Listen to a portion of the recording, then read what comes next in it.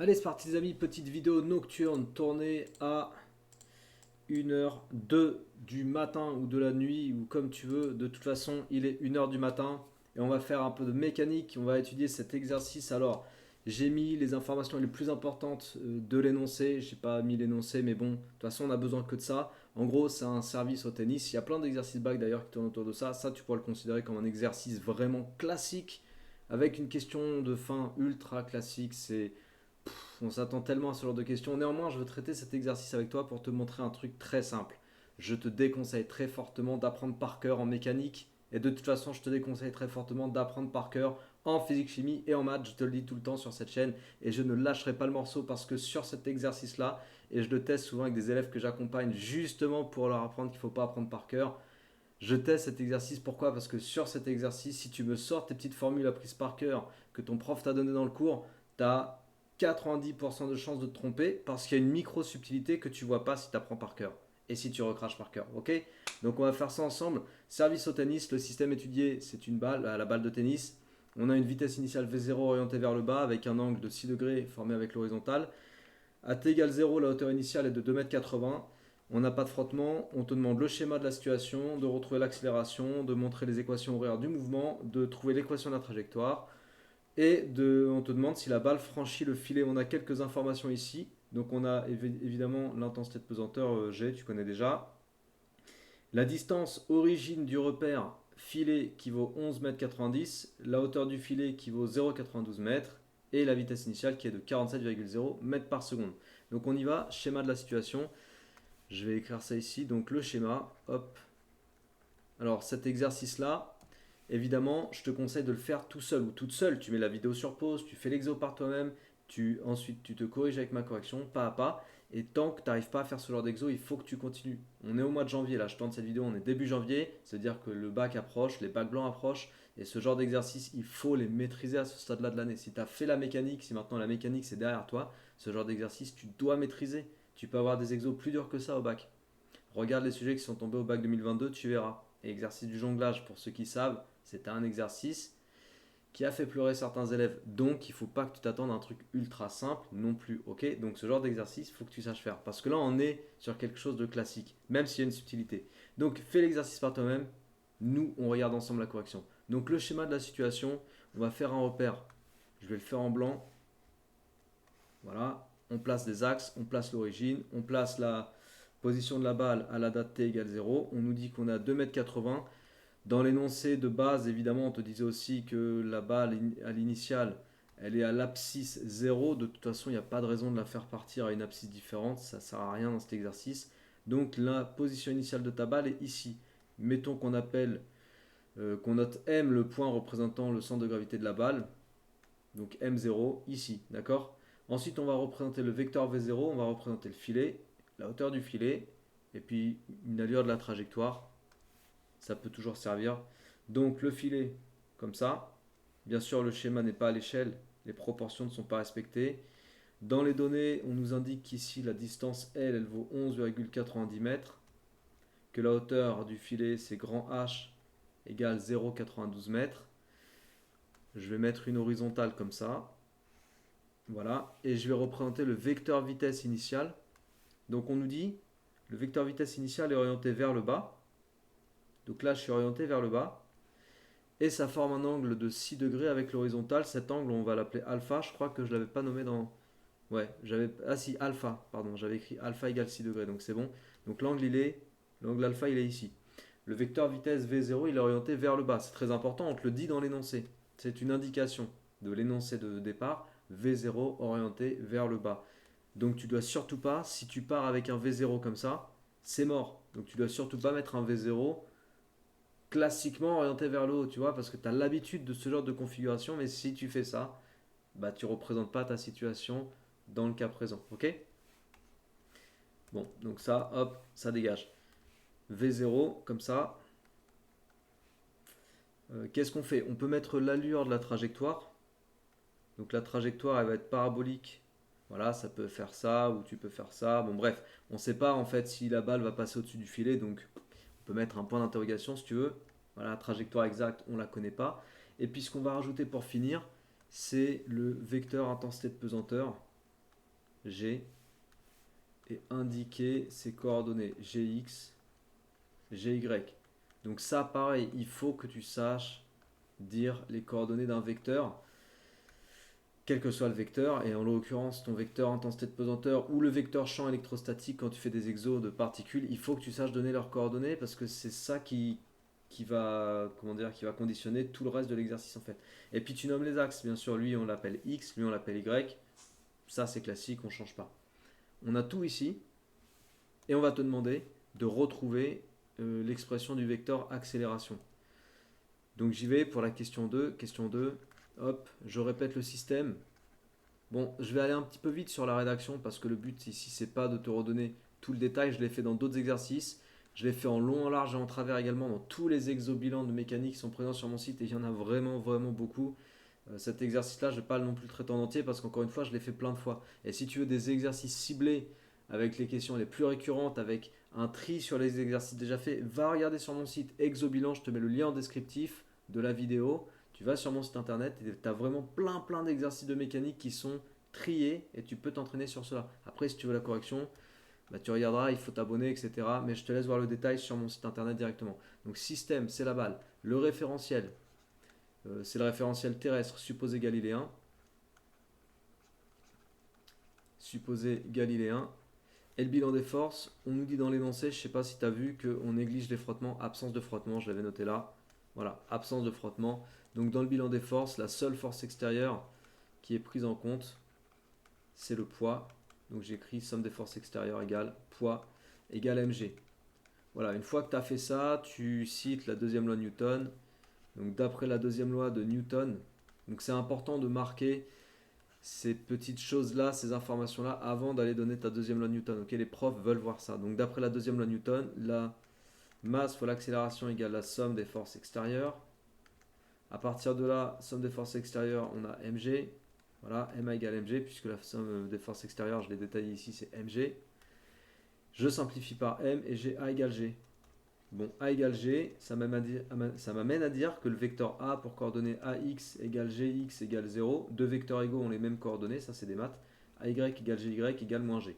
Ok, donc le vecteur a, je l'ai trouvé, je l'ai exprimé, et j'ai donc répondu à la question 2. Question 3, montrer que les équations horaires du mouvement sont x égale v0 cos alpha t et y égale moins 1 demi gt carré moins v0 sin alpha t plus h.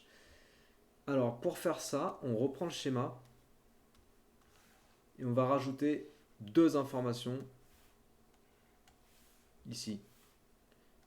Des informations qui concernent les conditions initiales. Conditions initiales à la fois sur la position et sur la vitesse en fait. Donc sur la position, c'est le point M0, donc c'est le vecteur position OM0. L'abscisse, on l'a dit tout à l'heure quand on a fait le schéma, c'est 0, x0 égale 0.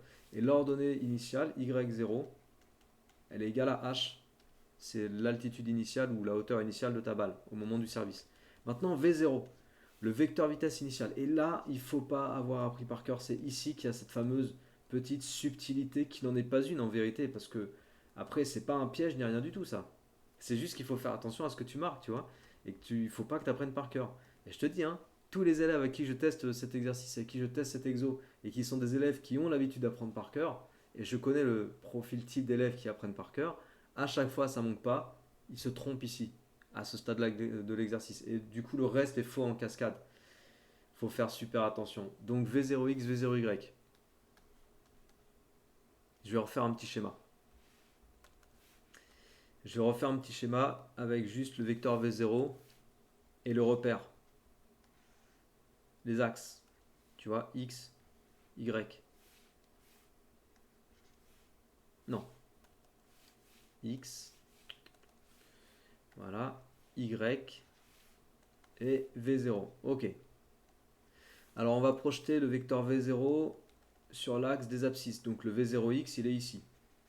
Tu as vu mon V0x? Enfin, le V0 plutôt, le vecteur V0, il est plutôt dans le sens positif de x. Tu vois, il est plutôt vers la droite, le V0. Ça veut dire que le V0x, c'est quelque chose de positif, ok? C'est une valeur positive. Par contre, le V0y, quand tu projettes le vecteur V0 sur l'axe des ordonnées, qu'est-ce qui se passe? Mais le V0, c'est un vecteur qui est vers le bas plutôt. Alors que l'axe Y, il est orienté positivement vers le haut, t'es d'accord?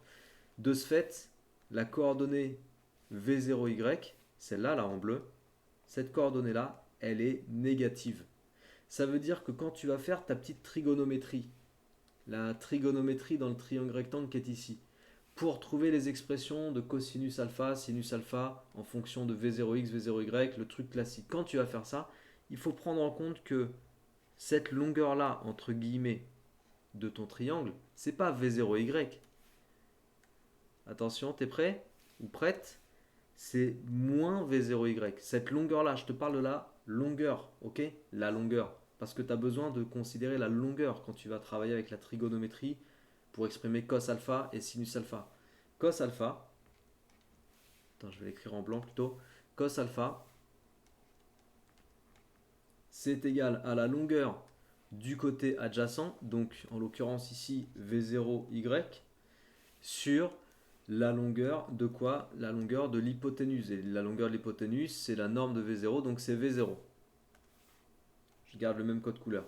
Et sinus alpha, c'est la longueur du côté opposé. Et le côté opposé, je te redis encore une fois comment dire, le raisonnement qu'on a tenu ici. Quand tu projettes ton vecteur V0 sur l'axe des Y, tu as une coordonnée qui va être négative. Donc le V0Y est négatif. Parce que V0 est vers le bas, alors que l'axe Y est fléché positivement vers le haut. D'accord? Donc V0Y, c'est négatif.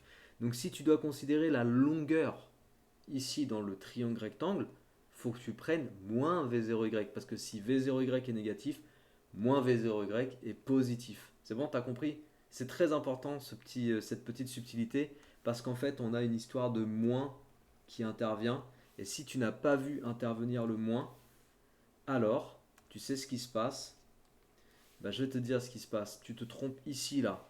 Parce que toi, ce dont tu as l'habitude dans les exercices classiques sur ce genre de situation, c'est d'avoir un plus ici. Tu as l'habitude d'avoir y égale moins 1 demi gt carré plus v0 sin alpha t plus h. Je te dis les erreurs classiques que je vois avec la plupart des élèves. Les élèves ont l'habitude de voir un plus, sauf que là, dans cet exercice, c'est un moins et il sort pas nulle part et c'est pas une erreur dénoncée.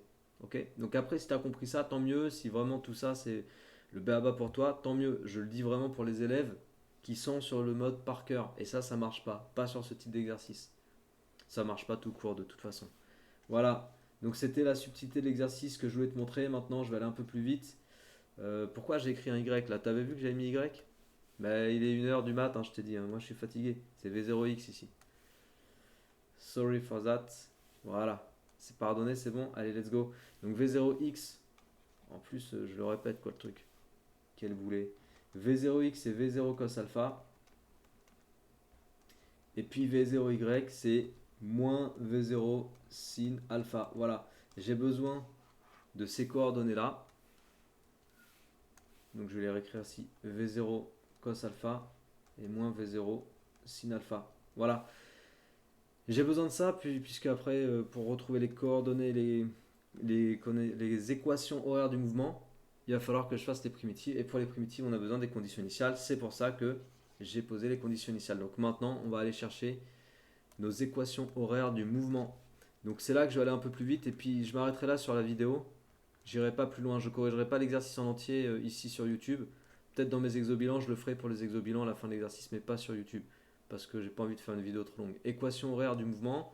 Donc on va partir de A. On va partir de AX qui est égal à 0. Du coup, je vais aller chercher VX, la primitive. Je ne mets pas la rédaction propre, je l'ai fait dans d'autres vidéos. VX, c'est primitive de AX, donc c'est une constante, puisque la dérivée de VX, ça doit donner 0. Égale une constante, je vais l'appeler C1. Et cette constante, en fait, c'est V0x. Donc j'ai Vx qui est égal à V0 cos alpha. Faut pas rédiger comme ça, je répète vraiment plusieurs fois pour pas que tu mettes dans les commentaires ah, j'ai rédigé comme toi et puis le prof ou la prof m'a mis une bulle. Parce qu'il faut pas rédiger comme ça sur une copie de contrôle, on est d'accord. Je t'ai montré la rédaction propre sur d'autres vidéos et en particulier dans les exobilans sur mon site. Vx, c'est V0 cos alpha. Donc du coup, xt, c'est primitif de Vx, ça va me faire V0 cos alpha fois t plus une constante C2. Et cette constante C2, c'est x0. On peut montrer facilement que c'est x0. Voilà, et x0, ça vaut 0. Donc il me reste, voilà, ça vaut 0. Il me reste V0 cos alpha fois t. Ok, c'est ce qu'il fallait démontrer, c'est ce qui était écrit dans l'énoncé. Maintenant, on fait la même chose sur l'axe des y. Donc on va partir de AY. AY qui est égal à moins G. Du coup, VY qui est égal à moins GT plus, alors la constante C3 c'est V0Y. Et V0Y, eh bien c'est moins V0 sinus alpha. Ok, c'est là qu'on a la subtilité du signe moins et je vais le mettre en rouge pour vraiment te montrer que c'est important de ne pas être tombé dans le panneau ici. Et c'est pas un piège encore une fois, je dis de tomber dans le panneau mais c'est même pas un piège, c'est juste qu'il faut être rigoureux quoi. Voilà, moins GT, moins V0 sin alpha, ça c'est VY. Et si tu veux YT, bah, tu vas faire la primitive et ça va te sortir du moins 1,5 GT carré moins V0 sin alpha fois T et plus Y0 et le Y0 vaut H. Donc au final, on reprend pareil. Voilà. Plus H. Ok? Et c'est les équations horaires du mouvement. Voilà, ensuite pour l'équation de trajectoire. Bon, l'équation de trajectoire, il faut remplacer, faut isoler T dans l'équation horaire de X. Tu isoles T et après tu réinjectes le T dans l'équation horaire suivant Y. Et ça va te donner l'équation de la trajectoire, ce qui répond à la question 4. Et pour la question 5, la balle franchit-elle le filet? Bon, bah ça, je te laisse chercher. Voilà, j'espère que cette vidéo t'a plu. Si c'est le cas, partage, diffuse. N'oublie pas de t'abonner à cette chaîne, c'est très important. J'ai oublié de te le rappeler en début de vidéo, tu vois, voilà, j'ai même pas pensé. Donc je compte sur toi pour t'abonner à cette chaîne si tu n'es toujours pas abonné. C'est comme ça qu'on fait grandir l'aventure. Et puis, bah, n'hésite pas à regarder toutes les autres vidéos qui sont présentes sur la playlist mécanique. Toutes les autres vidéos de résolution d'exercice, il y en a déjà pas mal. Et il y en a plein également sur mon site internet, rubrique exobilan. Voilà, travaille bien, motive-toi bien. Et moi, je te dis à très bientôt. Ciao.